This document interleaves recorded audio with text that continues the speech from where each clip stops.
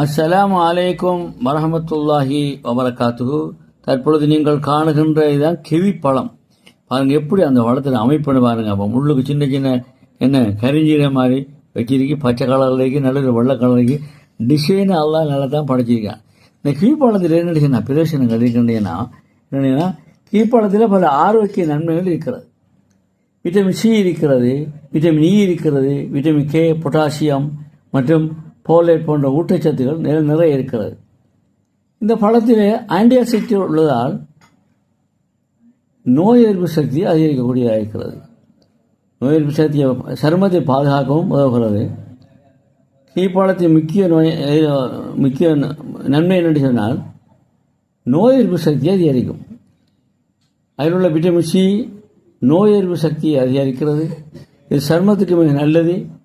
இப்பழத்தில் உள்ள ஆன்டிஆக்சிடென்ட்கள் சருமத்தை பாதுகாத்து இளமையாக வைத்திருக்க உதவுகிறது. உலர்ந்த கிவிப்பழம் இரத்த சர்க்கரை அளவை சீராக வைக்க உதவுகிறது. இதய ஆரோக்கியத்துக்கு மிக நல்லது. கிவிப்பழத்தில் உள்ள நார்ச்சத்து பொட்டாசியம் இதய ஆரோக்கியத்துக்கு மிக மிக நல்லது. இந்த கிவிப்பழத்தை எப்படி உண்ணலாம் என்றால் அப்படியே சாப்பிடலாம், அல்லது பிழிந்து சாறாக்கி ஜூஸ் செஞ்சு சாப்பிடலாம். அதுபோல் கிவிப்பழத்தை இன்னும் தோலுடன் சாப்பிடுவது மிக நன்மை தரும். தோலில் உள்ள முடிகளை நீக்கிவிட்டும் சாப்பிடலாம்.